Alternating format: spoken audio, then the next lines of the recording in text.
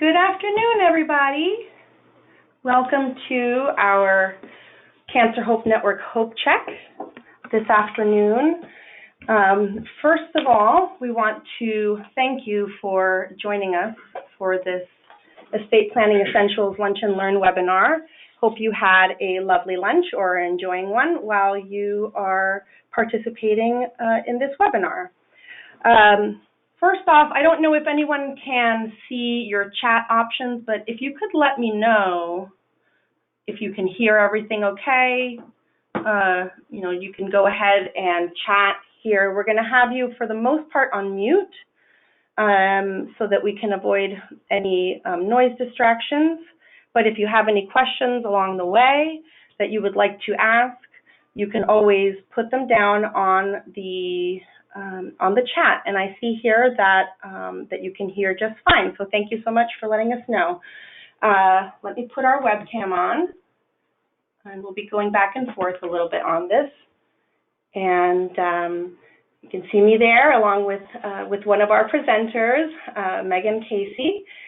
So hi, my name is Cynthia Bernstein. I am Cancer Hope Network's Executive Director, and I am very happy to be presenting one of our Hope Check events that we will be presenting to our Cancer Hope Network community. So I'm glad to say that today we have participants that are both Cancer Hope Network support volunteers. We have staff that has joined, as well as Cancer Hope Network clients who have utilized our service. So we appreciate that you are all joining us today and hope that this is a really provides you with helpful education about the different aspects of estate planning. So given that we at Cancer Hope Network are not necessarily experts in this field, we have come up with an excellent team of presenters who are going to be sharing with you. So to my right, I have Meghan Casey, who is a financial advisor at Edward Jones. We also happen to be lucky to have her as a support volunteer for Cancer Hope Network. We'll also be hearing from Brian Grace, who is an attorney at Curzi Law and is involved in general law matters there. And we have Jeff Yovanovich, who is an who is an accountant with Blue Tax Accounting and does a lot of IRS and tax-related affairs. So this will be an area that he is certainly an expert in and can answer questions. So the way that our agenda will work is that we will, let me switch back here to our presentation. We will be first, the introduction by myself, which you've already gone through. We will be listening to Meghan discuss with us qualified charitable distributions, beneficiaries, and also Brian will be sharing with us long-term care insurance, and Jeff will be sharing estate planning documents, and they'll be really answering questions, fielding questions along the way. So I'm sure this will all be a lot of good info to digest. As you go, write down your questions, and we can get back to them at the end of the presentation. We'll have some Q&A time from you all. So without further ado, I will share with you a little bit about our program. If any of you are not familiar with Cancer Hope Network and this is the first time you are listening about us, we are a one-on-one peer support program that provides cancer patients and their loved ones support from volunteers who are survivors themselves that have been through a similar experience. We have been around as a cancer organization for almost 40 years now, and are proud to say that we have been a free and confidential service for as long as we have. Before there were many programs similar to us. We are a nonpartisan and non-denominational organization, and as far as the support that we provide, we make sure that it is non-interventional, meaning that we don't provide specific medical references. It really is a network that has the goal of being able to share with one another and learn from each other's experiences surrounding cancer. So, without further ado, I will leave the floor to Meghan Casey and have her introduce herself.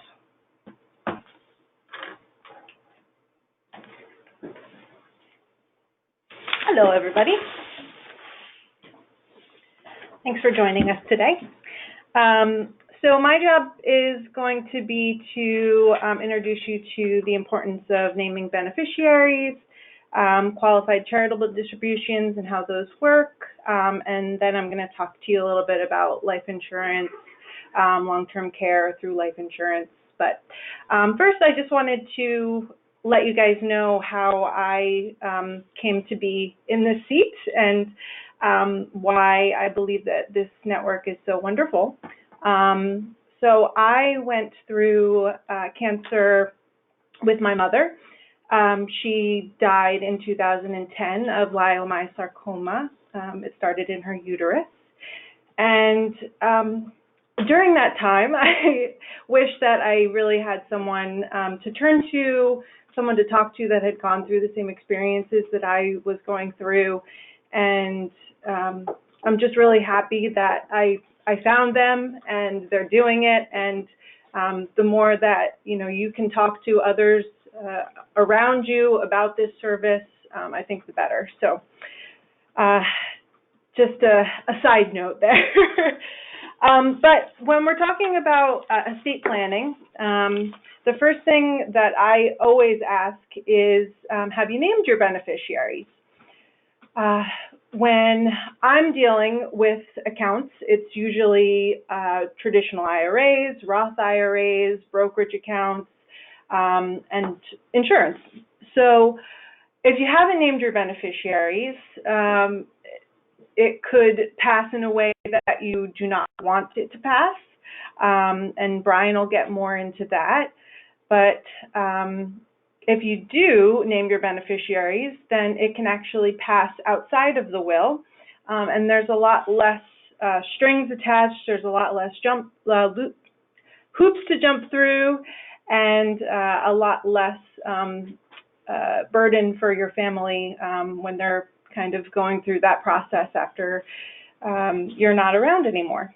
So we want to make sure that you name the beneficiaries. They are who you want them to be, and who can be a beneficiary. Any individual can be a beneficiary, any entity can be a beneficiary, trusts can be beneficiaries. So basically any entity that has an EIN or a social security number can be named as a beneficiary.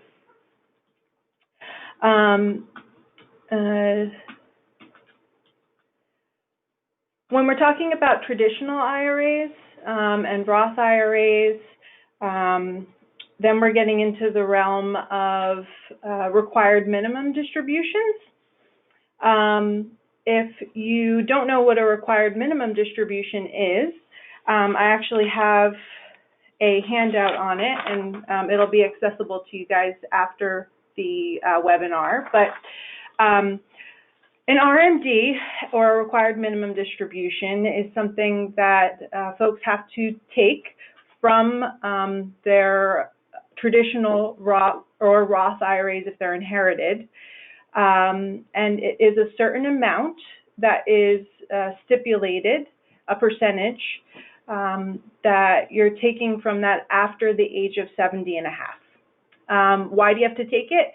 Because the account has grown tax-free for the life of the IRA, and when you get to 70 and a half, then the government says, hey, I think it's time for us to get our cut.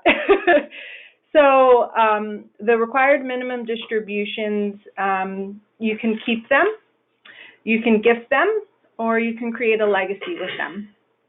And if you do decide to do something that I'm going to move on to now called a qualified charitable distribution, you can name the charity of your choice as the beneficiary of your RMD, and then it passes to them tax-free. So you will lessen your tax burden. You will be giving to charity, and I have a form here that we use at Edward Jones, and again, this will be available afterwards, that basically, anyone can do this with their IRA. Anyone can name a charity as their IRA, and it's actually the most tax-efficient way to do it, because if you really wanted your IRA dollars to go to your son, your daughter, your son-in-law, there's a better way to do that tax-free through insurance. The beneficiaries are here, and I'll have that as well. And this is my handout about the qualified charitable distributions. That might actually already be accessible to you now, but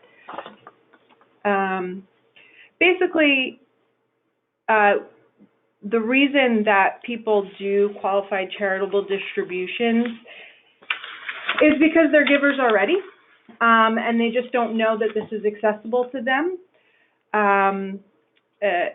If you already work with a financial advisor, ask them. Use this tool as a great estate planning tool. And if you have any more questions after we get into the Q&A section about this, please let me know. I can help with that as well. So when we go into life insurance, the way that we would use life insurance to create a legacy is through permanent insurance. So let's leave term off of the table right now. Permanent insurance actually allows the beneficiaries to gain the amount stated on the face value of the policy, tax and estate free. And oftentimes people use this as a way to, if they don't have an IRA or if those funds are being used in retirement, this is another way to name your favorite charity, your spouse, your favorite person as someone that will be getting something after your passing. If you change your mind with insurance, you can always do what we call a 1035 exchange, and you can change it to another product during that time. There's always dollars within the policy that are worth more in insurance than they are outside of the policy.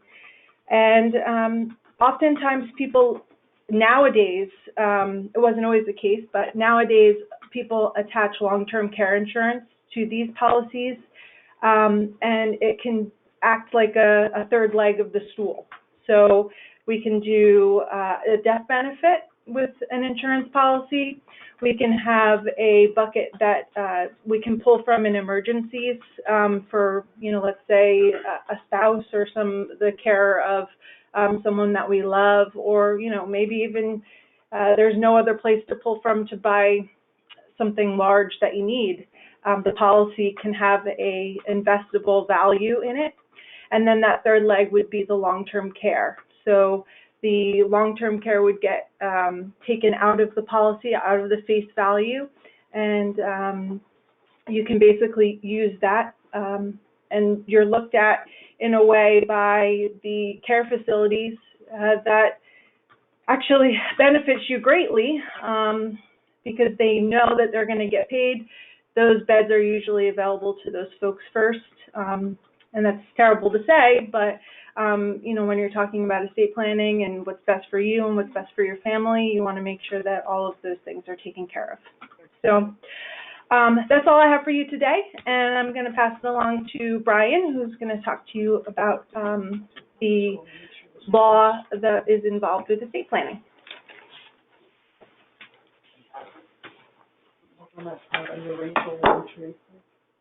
Okay. I'm trying to go back to this. Yep. Bye-bye. I can see my screen. Obviously, you did a great job with that.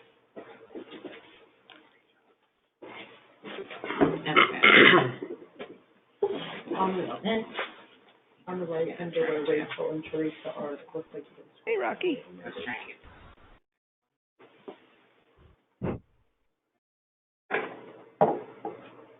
Hi. Okay. Okay, so we're going to look at some. There we go.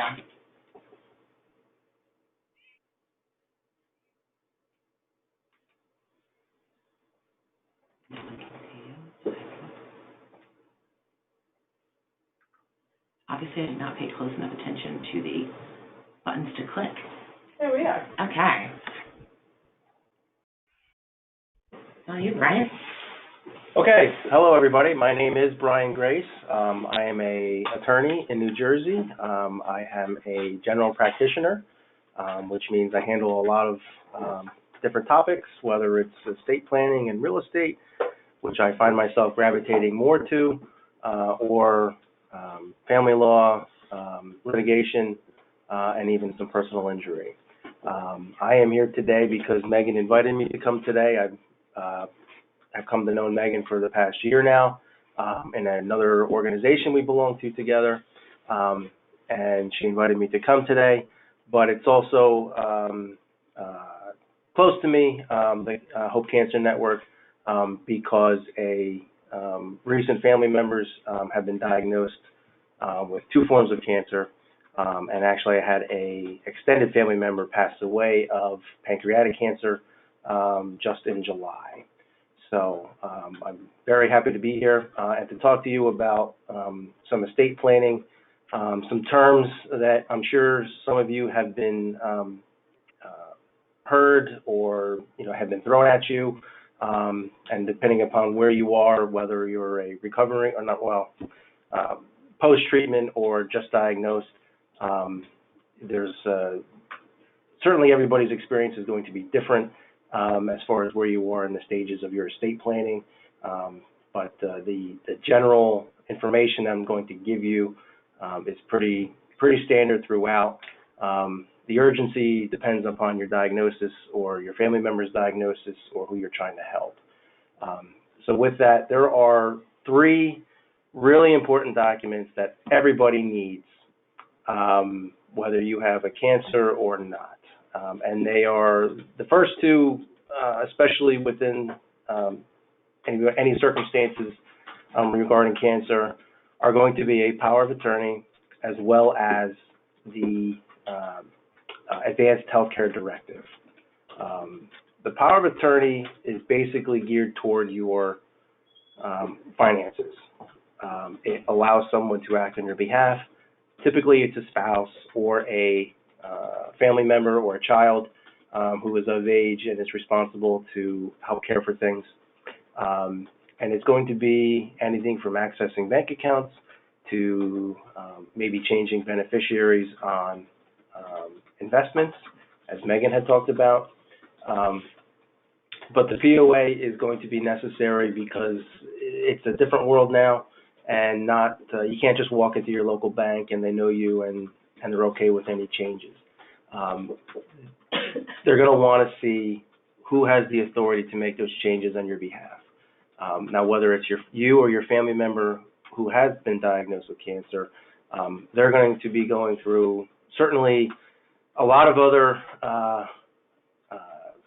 things are going on in their head right now, rather than just worrying about a little thing about a POA and going to the bank and taking care of a bill that they could care less about because of everything else that's going through or that they're going through right now. But it's extremely important so that someone can take care of this for them.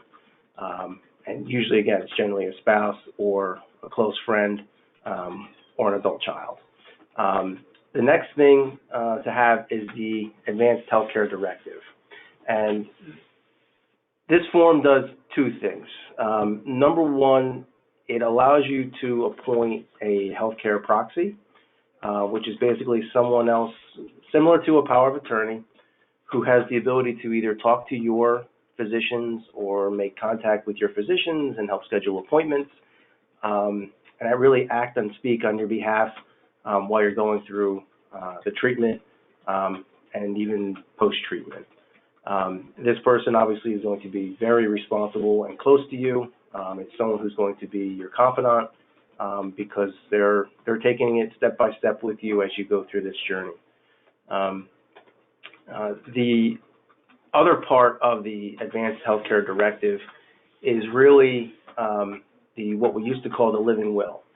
And depending upon what type of cancer you have or what stage you're in, this becomes important as far as how you want to spend the last part of your days. It's a very frank topic, but sometimes it has to be. So this part of the healthcare proxy, the old living will is whether you want extenuating treatment. If you're going to pass away and you know it, do you just want hospice care, or do you want the doctors to take every step possible in order to prolong your life? Whether or not it's a quality of life issue for you, that's between you and your family. But it's also a decision or a discussion you should have with your doctor as far as what to expect in the second half. After treatment, if the cancer comes back, if it's aggressive and they just can't treat it. There's certainly discussions to have. I understand it's not a very easy topic, but it's certainly one to have. You have a right to say what you want to happen and what you want to see happen, and your family members and your healthcare proxy, they are going to pay attention to that. They're going to abide by what you have in your Advanced Healthcare Directive. It's your document. It's your life. You guys can do with it how you want to do with it. Okay. The third thing that everyone should have, and it's not necessarily as important right away, but it is certainly important, is to make sure you have your last will and testament in place. This is it's your chance to speak up and say what you want to happen, not only with your assets, which is what most people think about it, but also with your burial services, or if you're going to be cremated, how you want your remains placed, or where you want them placed at. This can certainly be placed into a will. Your executor and your family should be respecting your wishes. If you have any special instructions, you can certainly place them inside your will. And it's your chance to really speak up and say, hey, this is what I want done. I want you guys to listen, and they're going to abide by that. The will also, like I said before, it allows you to distribute your assets how you would like it. A lot of times it's fairly easy as far as what people would like. I want everything to go to my spouse, or I would like everything to go to my children. But if you don't have a spouse, perhaps they passed away, or perhaps you have been divorced, or you don't have any children, then there are some decisions to be made where you would like your assets to go, whether it's to a charity, whether it's to your local church, whether it's to your neighbor who's been good to you for so long, or whether it's to a brother or a sister, or nieces and nephews. All of that is possible. You can leave your estate to whoever you want to leave it to. There's certain ramifications to that, depending upon their class. But basically, you can leave anything you want to anybody, so long as you're not committing waste. And you can't say, I want to burn down my house so nobody else has it. Okay, as long as you're not committing waste in the will, you can leave it to anybody who you want to. Okay, even pets, you can provide for your pets in the will, who you would like to see the pet, and if you would like them to have a certain amount of money so that they can take care of your pet while you're gone. It seems insignificant, but it means a lot to people as far as what's going to happen when they die. They would like other things taken care of, and this is the way to do it. This is where you can put it in there. If you're looking to do a specific bequest, it's called, so if you want to leave somebody a specific amount of money or a charity a specific amount of money, this is where you would do that. You would do that into your will. Your will is also going to name your executor, and that's the person responsible to handle your estate after you have passed. It's typically a spouse, typically an adult child. Lots of times it's brothers and sisters who are appointed as the executor, but it really needs to be somebody who you trust, somebody who you know is going to follow it, who's going to be responsible. There are certain duties they have and responsibilities they have, but it's nothing that you can't do or that person cannot do either themselves or with a little bit of help, whether it's through an attorney like me or through the Hope Cancer Network. There's certainly people out there willing to help and provide assistance when they administer an estate.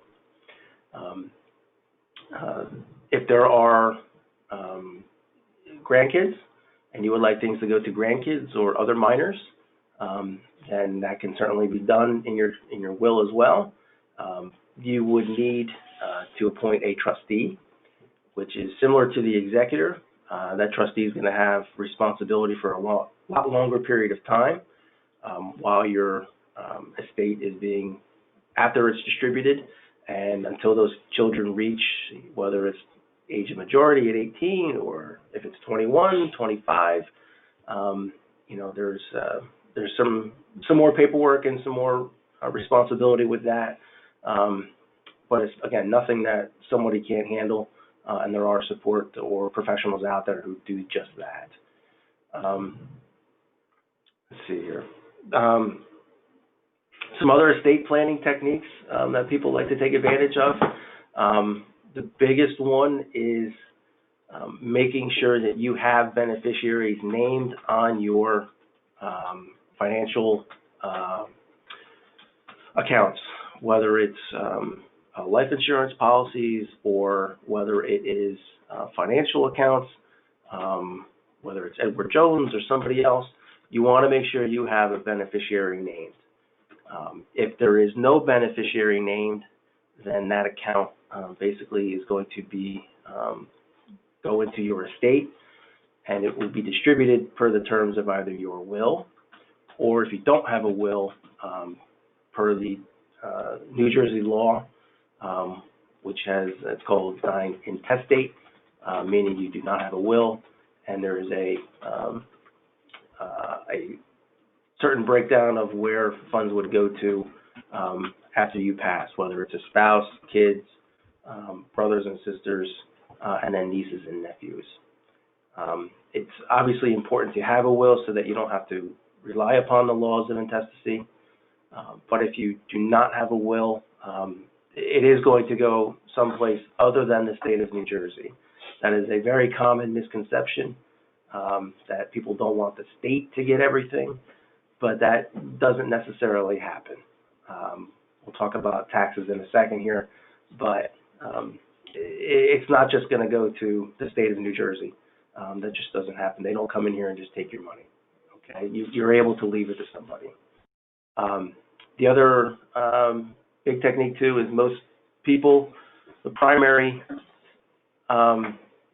asset they have is a house, and there are ways to distribute the house either before passing or even after, if you want to put it into the will, whether it's all to a spouse or if it's to nieces and nephews or somebody you love who you would like to see have your real estate when you pass away. There are different techniques to use in order to do that. They're very case sensitive, so not everybody's going to have the exact same experience, whether it's transferring a house or even developing a will. Everybody is going to have their own circumstances that need to be addressed, which is why we're talking in generalities here, but that's why it's good to sit down with a professional and talk to them and let them know your concerns or what you're thinking. I would not use any online services because you do not get the one-on-one attention that you really need when you're developing your estate planning documents. And I touched on it, so taxes, are worried about death taxes, things of that nature, but in New Jersey, right now, the main tax to be concerned with is inheritance tax. Inheritance tax is only going to be paid by someone who is not a direct descendant of yours, whether it is your parents, your spouse, or your children. If you're trying to leave things to a brother or sister, then yes, they would be taxed on any assets that you want to leave them. They would fall under Class C beneficiaries, and an inheritance tax return would need to be filed because of that. But the majority of people, inheritance tax is not an issue if they're leaving it to a spouse or to their kids. Even stepchildren are considered within Class A beneficiaries where there is no inheritance tax.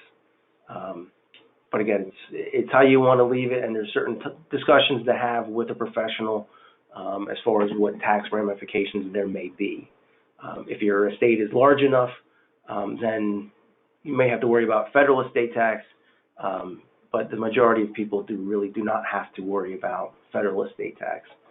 But again, that's a discussion for you and your professional as far as what you would like to see done with your assets. So I believe that's all I have right now. So I'll wait for the Q&A, and we'll turn it over to Jeff.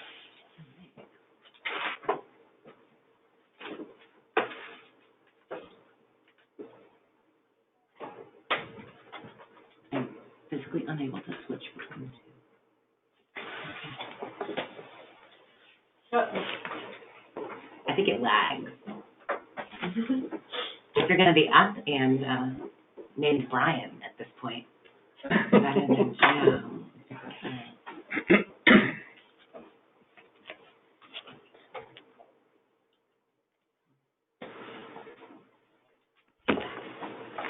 Good afternoon, folks. My name is Jeff Yovanovich.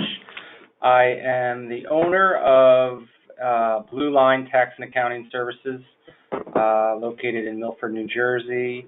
I'm also an IRS enrolled agent, which gives me full spectrum of representation for my clients before the IRS.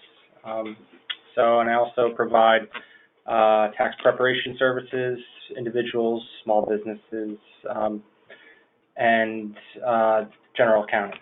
So without further ado, I'd like to thank Hope Cancer Network for having me today, and for everybody listening. Today I'm going to touch on estate and gift taxes. If an individual gives someone money or property during their lifetime, they could be subject to gift tax. If the money and property an individual owns when he or she dies, may be subject to federal estate tax. So the relationship between the two is they're unified, integrated into one tax system. The federal, state, and gift tax impose a tax on transferring assets. One catches transfers made during your life, which is the gift tax, and the other catches the transfers at death, which is the estate tax.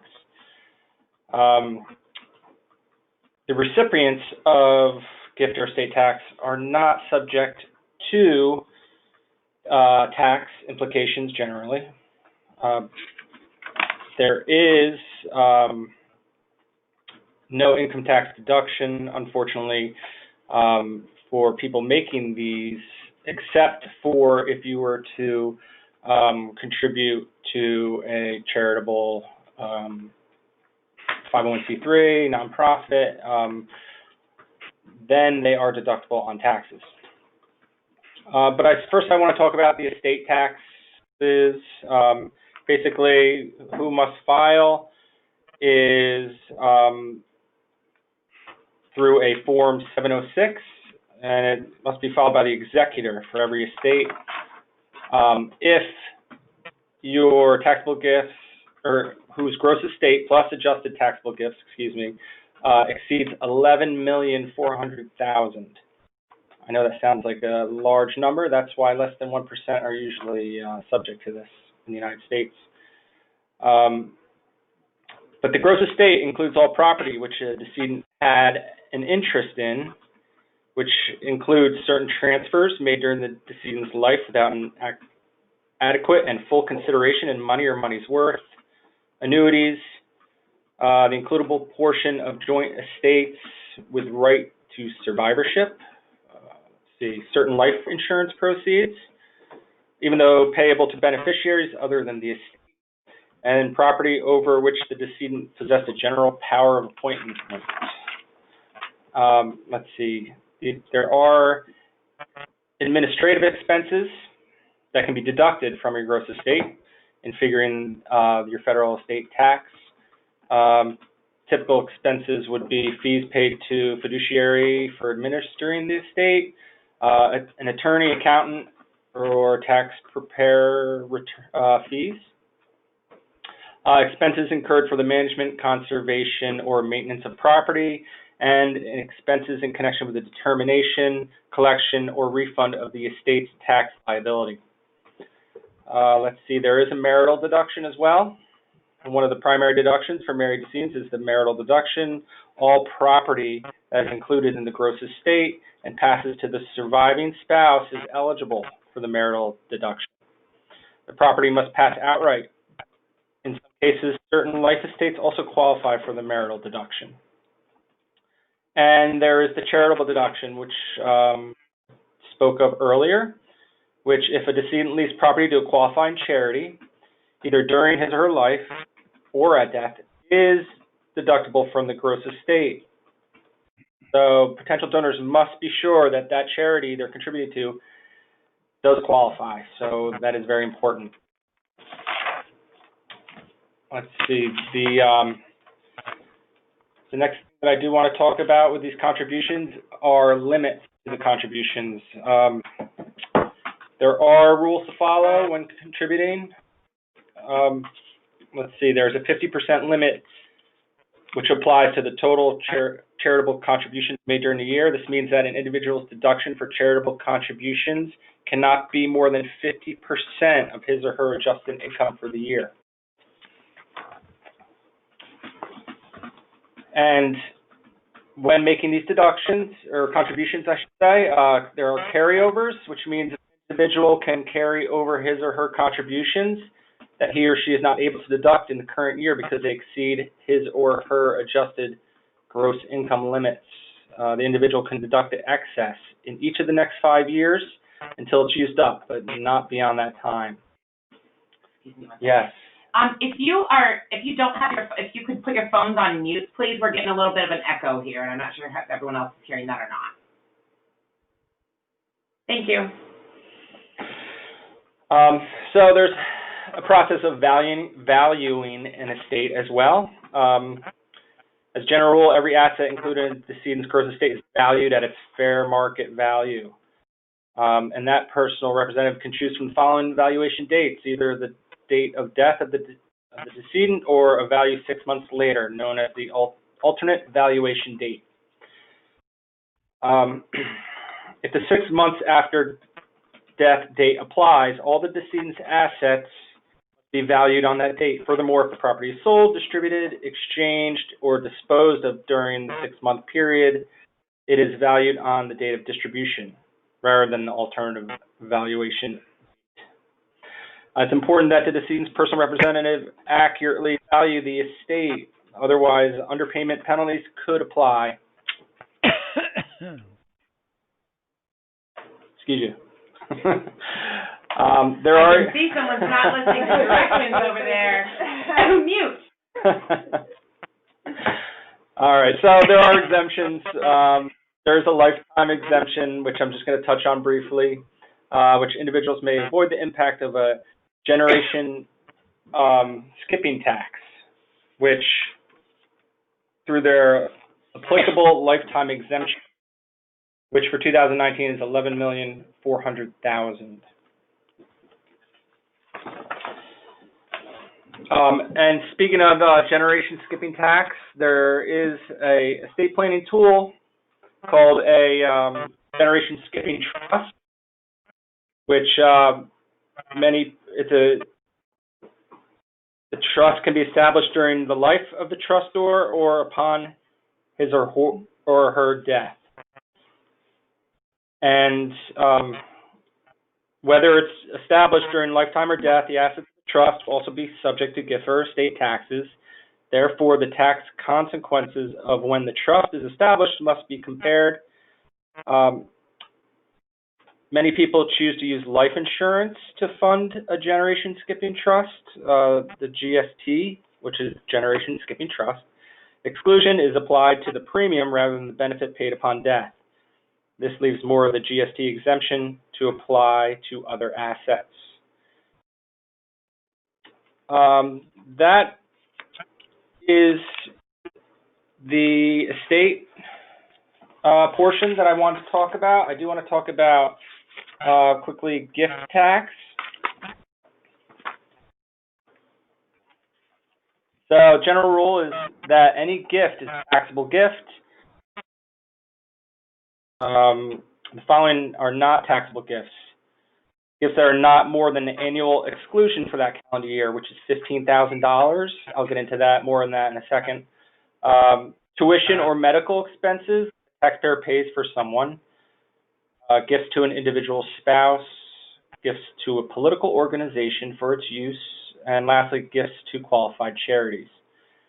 The annual exclusion that I spoke of is a separate annual exclusion applies to each person to whom an individual makes a gift. For 2019, the annual gift exclusion is $15,000. Therefore, during 2019, an individual generally can give up to $15,000 each to any number of people, and none of the gifts would have been taxable. Married couples, if an individual is married, both he or she and his or her spouse can separately give up to $15,000 to the same person in the same year without making a taxable gift. Gifts to individuals are not deductible, as I spoke of earlier, on the donor's income tax return. There is gift splitting. If an individual and his spouse make a gift to a third party, the gift can be considered as made one half by the individual and one half by his spouse. This is known as gift splitting. Both spouses must consent to the split of the gift. If such consent is given, each spouse can take the annual exclusion for his or her part of the gift. In 2019, for example, gift splitting allows married couples to give up to $30,000 to a person without making it a taxable gift. But if a couple does decide to split a gift, they must file a gift tax return showing that there was an agreement to split the gift. There's no number on gift recipients, so an individual is free to give away as many gifts as he or she wants. In theory, for an example, a rich man could dispose of his entire estate by giving thousands of people a gift that falls under the annual exclusion level. And I touched on gifts that are exempt from tax. So that is, in a nutshell, the gift tax. The last thing I just want to touch on very, very briefly, I just want to stress the importance of planning ahead if you're a small business owner, because the main concern many small business owners consider an estate plan is how to dispose of a business if need be. So it's very important to contact a professional that can lead you in the right direction, whether it's starting a business, forming a business, or the steps that need to be taken in order to assure that you're being as tax efficient as possible. So that is all I'm really going to talk about today, estate and gift tax. Any other questions, please feel free. And with that, Yeah, we'll unmute you, I think. We are all set for Q&A.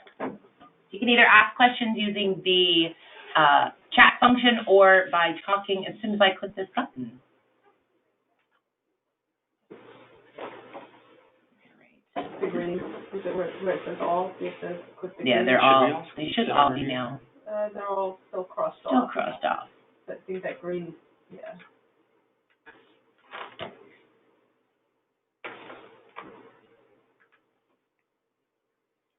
Does anyone have any questions that they'd like to?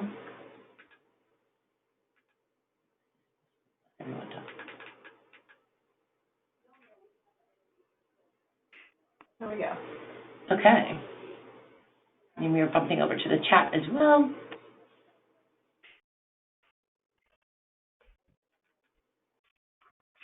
All right. And we can all see that I'm here. Hairstylist, apparently. Okay. All right. Anyone have any questions?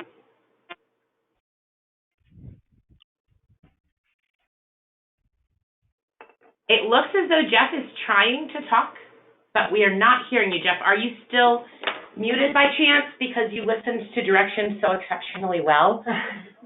Thank you. Can you hear me? There we go. Yeah. I'm not trying to talk.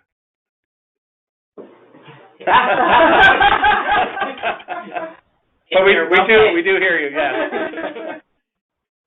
Okay.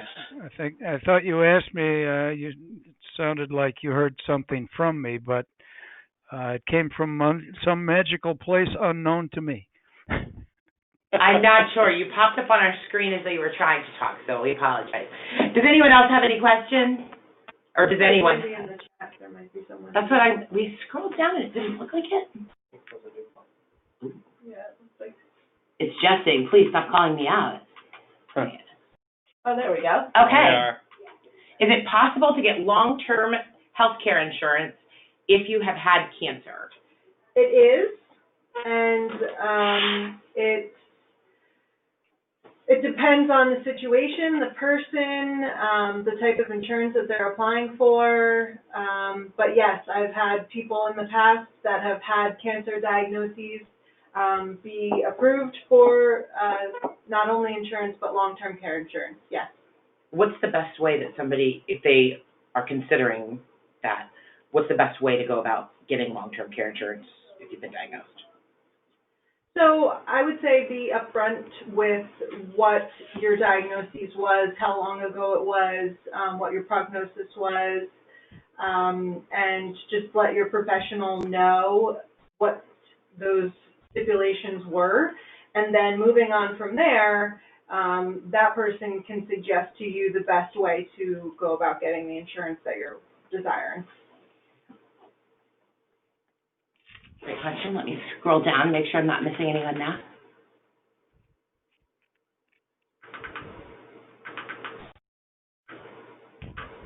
All right. Well, thank you all so very much. Oh. See? I think that's for you. The question is, if my Assets are minimal, could I do an online will? You can always do an online will. The problem with the online wills is, number one, you still have to have them executed, meaning you have to sign them in front of a notary in order for them to be valid. You cannot take a copied will, or your executor cannot take a copied will to the surrogate's office to get it probated. It must be an original signature. So if you're searching out notary, all attorneys in New Jersey are also licensed notaries. So it is certainly advisable to just take it to an attorney, even if you did an online will, and let the attorney review it so that it makes sense and that it makes sure what you are looking to do is actually happening. Some online will forms may have a lot of legalese in it that could be unnecessary. So you want to make sure that it's at least following what your wishes are, which just goes back to the point of just go right to an attorney and talk to them live and in person, and they can craft a will that suits your needs. And the cost of a will should not be overwhelming, and it is not overwhelming, especially for the attention that you will receive from somebody in person. When you say not overwhelming, do you have a ballpark that's maybe an average for the East Coast, let's just say? Is it? I have my average is a husband and a wife coming in, and they're looking to do the will, the power of attorney, as well as an advance directive. You're looking anywhere between maybe $600 and $800 for all three documents. Okay. That includes the sit-down meeting, drafting the documents, making any changes that are necessary, and then the final execution of them as well. For those people that don't have the resources to do something, even at that level, do you know, are there any free resources that can help people, especially those who, struggled with cancer and maybe are in a financial position that they can't do it? I don't, legal services may help people do some estate planning. I don't know for sure. The number to call would be Legal Services of Northwest New Jersey. That's the area we are in. Okay. I don't know if they're allowed to tackle that situation though. Okay. But there are attorneys like myself who will work with people if necessary. Okay. Another great resource for financial information, especially in terms of wills and the documents that you would want, that we've been discussing today, is Triage Cancer. They're a nonprofit that we have worked with in the past, and they can also, for folks who are not in the New Jersey area, they have some great resources too. Okay. And it looks like we have another question. Okay. Do you know to whom I should go for disability questions? So what kind of disability questions are you referring to? Like how to get on disability, or?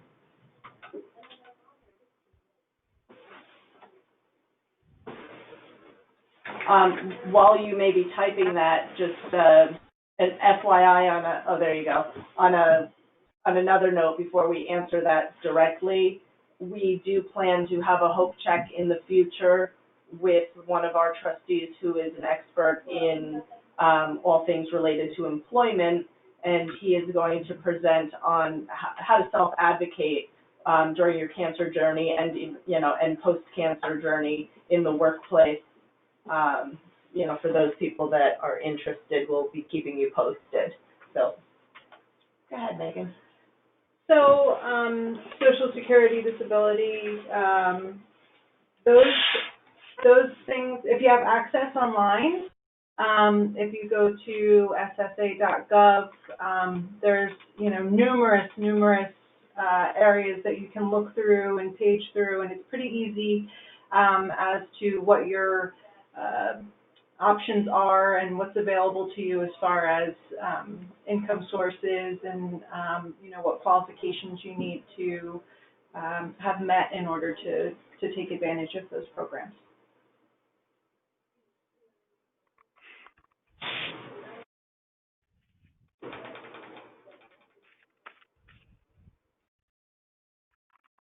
You are very welcome.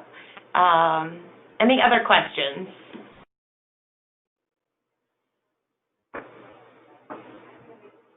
Well, we are incredibly grateful to each of you for joining us today, to Meghan, Brian, and Jeff for sharing their expertise and being willing to spend an afternoon schlepping over to Cancer Hope Network's office and share that expertise.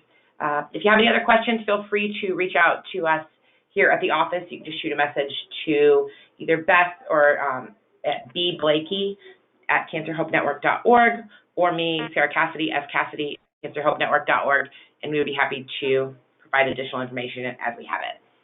Thanks, everybody.